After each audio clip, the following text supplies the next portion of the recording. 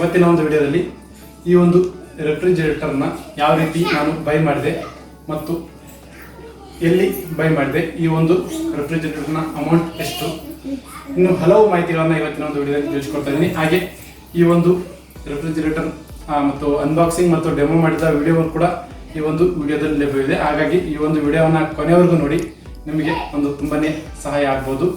ನೀವೇನಾದರೂ ಒಂದು refrigerator by ಮಾಡಲು ಯೋಜನೆಯನ್ನು ಹಾಕ್ತಾ ಇದ್ದೀರಾ ಅಂದರೆ ಈ ಒಂದು ವಿಡಿಯೋ ನಿಮಗೆ ತುಂಬಾನೇ ಸಹಕಾರಿಯಾಗುತ್ತೆ ಅಂತ ಹೇಳ್ಬೋದಾಗಿದೆ. ಮೊದಲನೇದಾಗಿ ಈ ಒಂದು ರೆಫ್ರಿಜರೇಟರ್ ಸ್ಯಾಮ್ಸಂಗ್ ಕಂಪನಿಯದಾಗಿರ್ತದೆ. ಇಲ್ಲಿ ನೋಡ್ಬೋದು, ಇದು ಈ ಒಂದು ರೆಫ್ರಿಜರೇಟರ್ ನೋಡ್ಬೋದು ನೀವು ಇಲ್ಲಿ 2020 ಮತ್ತು 21ನೇ ಸಾಲಿನ 3 ಸ್ಟಾರ್ ರೇಟೆಡ್ ರೆಫ್ರಿಜರೇಟರ್ ಇದಾಗಿರುತ್ತದೆ. ಇದು ಸ್ಯಾಮ್ಸಂಗ್ ಅವರ 5-in-1 ಕನ್ವರ್ಟಬಲ್ ರೆಫ್ರಿಜರೇಟರ್ ಆಗಿರುತ್ತದೆ. ಇದರ ಒಂದು ಬೆಲೆ ಮತ್ತು ಇನ್ನು ಇತ್ತವರ ಕೆಲವೊಂದು ಮಾಹಿತಿಗಳನ್ನು ಮುಂದೆ ತಿಳಿಸಿಕೊಡ್ತಾ ಇದ್ದೀನಿ. ಮೊದಲನೇದಾಗಿ ಈ ಒಂದು ರೆಫ್ರಿಜರೇಟರ್ನ ನಾನು ಫ್ಲಿಪ್ಕಾರ್ಟ್ನಲ್ಲಿ ಬುಕ್ ಮಾಡಿದ್ದೇನೆ ಸ್ನೇಹಿತರೆ. ಈ ಒಂದು ರೆಫ್ರಿಜರೇಟರ್ನ ಫ್ಲಿಪ್ಕಾರ್ಟ್ನಲ್ಲಿ ಬುಕ್ ಮಾಡಲು ಫ್ಲಿಪ್ಕಾರ್ಟ್ನ ಒಂದು ಆಫರ್ ಇತ್ತು ಸ್ನೇಹಿತರೆ. ನೀವು ನೋಡಿರ್ಬೋದು, ಈಗ 28 ಅಂದರೆ 26ನೇ ತಾರೀಕು ನಾವೊಂದು ಈ ಒಂದು ರೆಫ್ರಿಜರೇಟರ್ನ ಬುಕ್ ಮಾಡಿದ ಕೇವಲ 2 ದಿನಗಳಲ್ಲಿ ನಮಗೆ ಡೆಲಿವರಿ ಸಿಕ್ಕಿದೆ. ಆ ಒಂದು ವಿಷಯದಲ್ಲಿ ಹೇಳೋದಾದ್ರೆ ಫ್ಲಿಪ್ಕಾರ್ಟ್ ಒಂದು ಒಳ್ಳೆ ಇದಂತ ಹೇಳ್ಬೋದಾಗಿದೆ.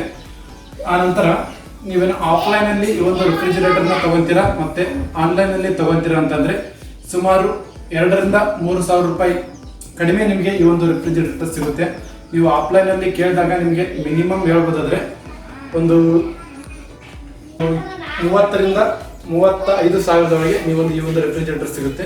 ನೀವು ಆನ್ಲೈನಲ್ಲಿ ಬುಕ್ ಮಾಡಿದಾಗ ನನಗೆ ಇದು ಈ ಒಂದು ರೆಫ್ರಿಜರೇಟರ್ನ ಒರಿಜಿನಲ್ ಬೆಲೆ ಬಂದು ಸ್ನೇಹಿತರೆ 41,990 ರೂಪಾಯಿ ಆಗಿರ್ತದೆ. ಈ ಒಂದು ರೆಫ್ರಿಜರೇಟರ್ ನಾವು ತರಿಸಿರೋದು ಬಂದ್ಬಿಟ್ಟು 31,990 ರೂಪಾಯಿ ಪ್ಲಸ್ ಅಡಿಷನಲ್ ಆಗಿ 750 ರೂಪೀಸ್ ಪ್ರಿಪೇಯ್ಡ್ ಡಿಸ್ಕೌಂಟ್ ಇತ್ತು. ಹಾಗಾಗಿ ನಮಗೆ ಇದು 31,240 ರೂಪಾಯಿ ಬಿದ್ದಾಗಾಯಿತು. ಬನ್ನಿ, ಈ ಒಂದು ರೆಫ್ರಿಜರೇಟರ್ ಯಾವ ರೀತಿ ಡೆಲಿವರಿ ಆಯಿತು ಮತ್ತು ಇನ್ಸ್ಟಾಲೇಷನ್ ಯಾವ ಥರ ಆಯಿತು.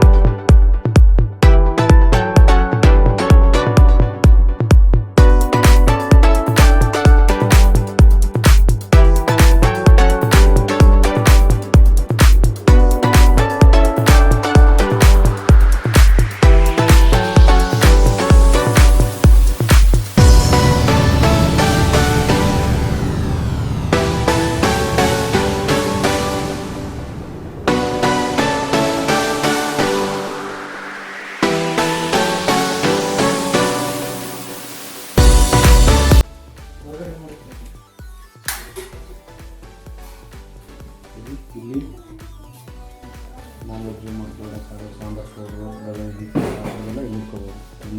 ಇಲ್ಲಿ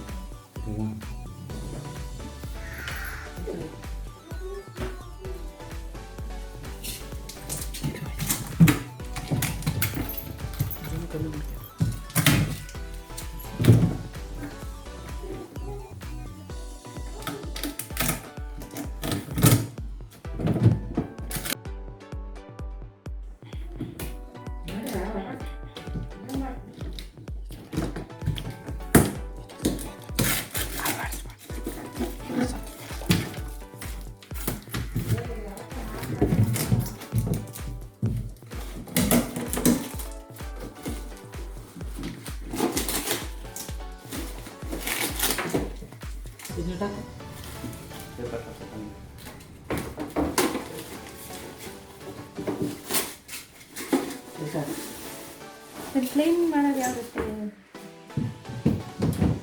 ಕ್ಲೀನ್ ಮಾಡಕ್ಕೆ ಫ್ರಿಜ್ ಇದು ಐಸ್ ಮೇಕರ್ ಅಂದರೆ ಐಸ್ ಕ್ಯೂಬ್ ಮಾಡೋದು. ನೀರು ಹಾಕಿಟ್ರೆ ಐಸ್ ಆಗುತ್ತೆ. ತಿರುಗಿಸಿದ್ರೆ ಕೆಳಗಡೆ ಬಂದ್ಬಿಟ್ಟು ಸಾಮಾನುಗಳನ್ನ ಹತ್ರ ಇಡಬೇಕು. ಒಂದು ಸ್ವಲ್ಪ ಗ್ಯಾಪ್ ಕೊಟ್ಟಿರಿ ಇಲ್ಲಿ ಅನ್ನೋದಿಲ್ಲ. ಜಾಗ ಸಾಲಿಲ್ಲ ಅಂದರೆ ಇದನ್ನ ಹೊರಗಡೆ ತರಬೇಕು. ಸರಿನಾ? ಇಲ್ಲ ಇಲ್ಲಿ ತರಕಾರಿಗಳನ್ನ ಇಡೋದು. ಇದು ಅಡಿಗೆ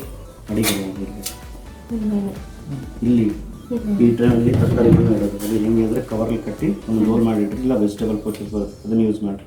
ಹಂಗೆ ಇಟ್ಟರು ಕೂಡ ಕೆಟ್ಟೋಗ್ತವೆ. ಫುಲ್ ಪ್ಯಾಕ್ ಮಾಡಿದ್ರು ಕೂಡ ಕೆಟ್ಟೋಗ್ತವೆ. ಇನ್ನು ರೈಸು ಸಾಂಬಾರು ಆ ಥರದ್ದು ಏನಾದ್ರು ಇಲ್ಲಿ ಇಟ್ಕೊಡಿ. ಹಾಲಿನ ಪ್ಯಾಕೆಟು ಮೊಸರಿನ ಪ್ಯಾಕೆಟ್ ಆ ಥರದ್ದಿದ್ರೆ ಇನ್ನು ಬಾಟ್ಲುಸು ಡಿಪೆಂಡ್ ಆನ್ ಸೈಜ್ ಮೇಲೆ. ಏನಿಲ್ಲ ಅಂತಂದರೆ ಎಲೆ ಹೂವು ಸೊಪ್ಪು ಅದನ್ನು ಕವರ್ಲಿ ಕಟ್ಟಿ ಅದನ್ನು ಕೂಡ ಹೋಲ್ ಮಾಡಿ ಕವರ್ ತೋಪ್ ಮಾಡಿರುತ್ತೆ. ಒಂದು ಸೊಳ್ಳೆ ಬರಬೇಕು. ನಾನು ಇದು ಕೂಲಿಂಗ್ ಅಡ್ಜಸ್ಟ್ಮೆಂಟು ಎರಡರದ್ದು. ಇದು ನೋಡಿ 23 ಹೈ 15 ಲೋ 19ಕ್ಕಿದ್ರೆ ಸಾಕದು. ಇನ್ನು ಕೆಳಗಡೆದು 1 ಲೋ 7 ಹೈ 3ಕ್ಕಿದ್ರೆ ಸಾಕು. ಎಲ್ಲ ಸೀಸನ್ಗಳು ಒಂದೇ ವರ್ಕ್ ಆಗ್ತದೆ. ಇನ್ ಕೇಸ್ ಈ ಸೆಕ್ಷನಲ್ಲಿ ಏನಾದ್ರು ಜಾಸ್ತಿ ಕೂಲಿಂಗ್ ಇತ್ತು ಬೇಕು ಅನ್ನೋದಾದರೆ ಫ್ರೀಸರ್ ಇದೆಯಲ್ಲ ಇದನ್ನು 3 ಸೆಕೆಂಡ್ಸ್ ಹೋಲ್ಡಲ್ಲಿ ಇಟ್ಕೊಳ್ಳಿ. ಸೊ ಇಲ್ಲೇ ಆನ್ ಆಗ್ತದೆ. ಬೇಡ ಅಂದರೆ ಮತ್ತು ನಾರ್ಮಲ್ ಮೋಡು. ಇನ್ನು ಕೆಳಗಡೆ ಜಾಸ್ತಿ ಕೂಲಿಂಗ್ ಬೇಕು ಅಂದರೆ ಇದನ್ನು 3 ಸೆಕೆಂಡ್ಸ್ ಹೋಲ್ಡಲ್ಲಿ ಇಟ್ಕೊಳ್ಳಿ. ಮ್ಯಾಗದವ್ರು ಇದು ತೆಗೆದವ್ರು ಆಯಿತಾ? ಇದು ಜಾಸ್ತಿ ಕೂಲಿಂಗ್ ಆಗ್ತದೆ. ಬೇಡ ಅಂದರೆ ಮತ್ತೆ ನಾರ್ಮಲ್ ಮೋಡು. ಇನ್ನು ನನಗೆ ಬೇಡ ಎಲ್ಲ ಫ್ರಿಜ್ ಆಗಬೇಕು, ಕೆಳಗಡೆ ಏನು ವರ್ಕ್ ಇದು ಮೇಲ್ಗಡೆ ಏನು ವರ್ಕ್ ಆಗಬಾರ್ದು ಅನ್ನೋದಾದರೆ freezer to fridge converter. So ಈ ಸೆಕ್ಷನ್ ಆಫ್ ಆಯಿತು. ಐಸ್ ಕಟ್ಟಲ್ಲ ಏನಿಲ್ಲ. ಆವಾಗ ನೀವು ಇಲ್ಲಿ ನೀರು ಆ ಥರದ ಬಾಟ್ಲಿಂದ ಇಟ್ಕೋಬೋದು. ಬೇಡ ಅಂದರೆ ಆಫ್ ಮಾಡಿಬಿಟ್ಟು ಕೆಳಗಡೆ ಮಾತ್ರ ವರ್ಕ್ ಆಗ್ತದೆ. ಬೇಡ ಅಂದರೆ ಮತ್ತೆ ಇನ್ನೊಂದ್ಸರಿ ಪ್ಲೀಸ್ ಮಾಡ್ಕೊಂಡು ಇಟ್ಕೊಳ್ಳಿ. ಓಕೆನಾ? ಇನ್ನು ಈ ಸೆಕ್ಷನ್ ಬೇಡ ನನಗೆ ಆಫ್ ಮಾಡಬೇಕು ಅನ್ನೋದಾದರೆ ವೆಕೇಶನ್ ಮೋಡ್. ಈ ಸೆಕ್ಷನ್ ಏನಿದೆ ನೋಡಿ ಲೈಟೆಲ್ಲ ಆನ್ ಇರುತ್ತೆ ಬಟ್ ವರ್ಕ್ ಆಗಲ್ಲ, ಆಫ್ ಆಗಿದೆ. ಇಲ್ಲಿ ಇದಿಷ್ಟೇ ನಾವು ಮಿನಿ ಫ್ರಿಜ್ಜಾಗಿ ಯೂಸ್ ಮಾಡ್ತೇವೆ ಅನ್ನೋದಾದರೆ ಇದನ್ನ ವೆಕೇಶನ್ ಮೋಡು. ಇಷ್ಟೇ ಮಿನಿ ಫ್ರಿಜ್ ಥರ ವರ್ಕ್ ಆಯಿತು. ಇದು ವರ್ಕ್ ಆಗಲ್ಲ.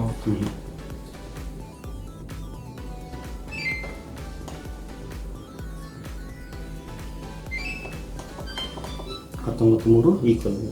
ಆ ಕಡೆ ಈ ಕಡೆ ಹೀಟ್ ಆಗ್ತದೆ. ಹೊರಗಡೆ ಎಷ್ಟು ಹೀಟ್ ಆಗ್ತದೆ ಅಷ್ಟು ಕೂಲಿಂಗ್ ಇರುತ್ತೆ. ನೋಡಿ ಸ್ನೇಹಿತರೆ, ಈ ರೀತಿ ನಮ್ಮೊಂದು ರೆಫ್ರಿಜರೇಟರ್ ರೆಡಿ ಆಯಿತು. ಅವ್ರು ಡೆಮೋ ಕೊಟ್ಟ ಪ್ರಕಾರ ಎಲ್ಲ ಒಂದು ಭಾಗಗಳು ನಮ್ಗೆ ತಿಳಿಸಿಕೊಟ್ಟಿದ್ದಾರೆ. ಈಗ ನಾವು ಓಪನ್ ಮಾಡಿ ನೋಡೋಣ. ಈಗ ಆಲ್ಮೋಸ್ಟ್ ಅದು ಇನ್ಸ್ಟಾಲ್ ಆಗಿಬಿಟ್ಟು ಒಂದು 2 ಅವರ್ ಆಯಿತು. ಈಗ 2 ಅವರಿಂದ ಈ ಒಂದು ರೆಫ್ರಿಜರಲ್ಲಿ ಈ ಫ್ರಿಜ್ ರನ್ ಆಗ್ತಾ ಇದೆ. ಬನ್ನಿ ನೋಡೋಣ ಒಳಗಡೆ ಯಾವ ಥರ ಇದೆ ಅಂತ ಹೇಳ್ಬಿಟ್ಟು. ಇದು ನೋಡ್ಬೋದು ಫ್ರೀಸರ್. ಇನ್ನು ಇವತ್ತು ಓಪನ್ ಮಾಡೋದ ಕಾರಣ ಯಾವುದೇ ಒಂದು ಇದಾಗಿಲ್ಲ. ಇದು ನೋಡ್ಬೋದು ನಿಮಗೆ. ಈ ಒಂದು ಫ್ರೀಸರಲ್ಲಿ ಐಸ್ ಮೇಕರ್ ಬರುತ್ತೆ. ಅಂದರೆ ಈಗ ನಾರ್ಮಲ್ ನೀವು ಇಲ್ಲಿ ಏನೇ ಒಂದು ವಾಟರ್ ಬಾಟ್ಲ್ ಆಗಿರ್ಬೋದು ಏನು ತುಂಬಿಟ್ರೆ ಅದು ಫ್ರೀಸ್ ಆಗುತ್ತೆ. ಆದರೆ ಈ ಒಂದು ಐಸ್ ನೀವು ಐಸ್ ಕ್ಯೂಬ್ಸ್ಗಳನ್ನು ರೆಡಿ ಮಾಡ್ಬೋದು. ಆ ಒಂದು ಕಾರಣಕ್ಕೆ ಈ ಒಂದು ಐಸ್ ಮೇಕರನ್ನು ಎಕ್ಸ್ಟ್ರಾ ಒಂದು ಇದನ್ನು ಕೊಟ್ಟಿದ್ದಾರೆ. ಮೂವಬಲ್, ನೀವು ಎಲ್ಲಿ ಬೇಕಾದರೂ ಈ ಒಂದು ಮೂವಬಲ್ ಐಸ್ ಮೇಕರ್, ಈ ಒಂದು ಐಸ್ ಮೇಕರ್ ನೀವು ಎಲ್ಲಿ ಬೇಕಾದರೂ ಇಟ್ಟುಕೊಳ್ಳಬಹುದಾಗಿದೆ. ಈ ಒಂದು ಫ್ರೀಜರ್ ಸೆಕ್ಷನಲ್ಲಿ ನೋಡ್ಬೋದು ಟ್ವಿನ್ ಕೂಲಿಂಗ್ ಪ್ಲಸ್ ಅಂತ ಇದೆ.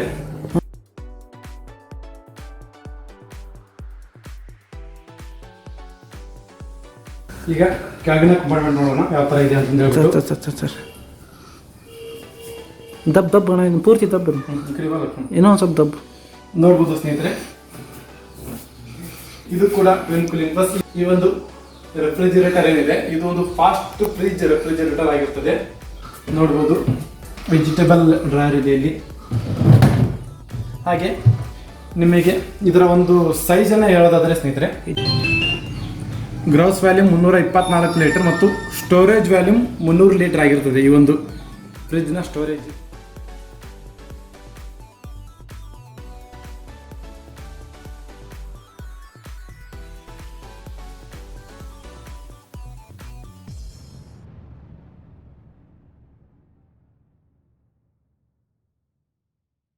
ನೋಡಿದ್ರಲ್ಲ ಸ್ನೇಹಿತರೆ, ಈ ವಿಡಿಯೋದ ಬಗ್ಗೆ ನಿಮ್ಮ ಅನಿಸಿಕೆ ಮತ್ತು ಅಭಿಪ್ರಾಯಗಳನ್ನು ಕಮೆಂಟ್ ಮಾಡಿ. ಹಾಗೆ ಏನಾದರೂ ಡೌಟ್ಸ್ ಇದ್ದರೆ ಅದನ್ನು ಕೂಡ ಕಮೆಂಟ್ ಮಾಡಿ. ಎಲ್ಲ ಒಂದು ಡೌಟ್ಗಳಿಗೆ ಉತ್ತರವನ್ನು ಕೊಡ್ತೀನಿ ಸ್ನೇಹಿತರೆ. ಇನ್ನು ಈ ಒಂದು ಫ್ರಿಜ್ಜನ್ನು ಹೊಂದಿಸುವುದು ಹೇಗೆ ಅನ್ನೋದನ್ನು ಅದೊಂದು ಸಪ್ರೇಟ್ ಒಂದು ವಿಡಿಯೋ ಮಾಡ್ತೀನಿ ಸ್ನೇಹಿತರೆ. ಹಲವರಿಗೆ ಪ್ರಶ್ನೆ ಇರ್ತದೆ ಸ್ನೇಹಿತರೆ, ಹೊಸದಾಗಿ ಒಂದು ಫ್ರಿಜ್ ತಂದಿರ್ತಾರೆ, ಅದನ್ನು ಯಾವ ರೀತಿ ಎಲ್ಲಿ ಯಾವ ಒಂದು ಐಟಮ್ ಇಡಬೇಕಂತ ಹೇಳ್ಬಿಟ್ಟು ಅದರ ಬಗ್ಗೆ ಒಂದು ವಿಡಿಯೋವನ್ನು ಮಾಡ್ತೀನಿ. ಈ ಥರದ ಹಲವು ವಿಡಿಯೋಗಳನ್ನು ಎಲ್ಲರಿಗಿಂತ ಮೊದಲು ನೋಡಲು ನಾವು ದಯವಿಟ್ಟು ನಮ್ಮ channel Puttaraj all in one Kannada YouTube channel subscribe ಮಾಡಿ ಸ್ನೇಹಿತರೆ. ಮತ್ತೊಂದು ವಿಡಿಯೋಗೆ ಮತ್ತೆ ಬರ್ತೀನಿ. ಧನ್ಯವಾದಗಳು.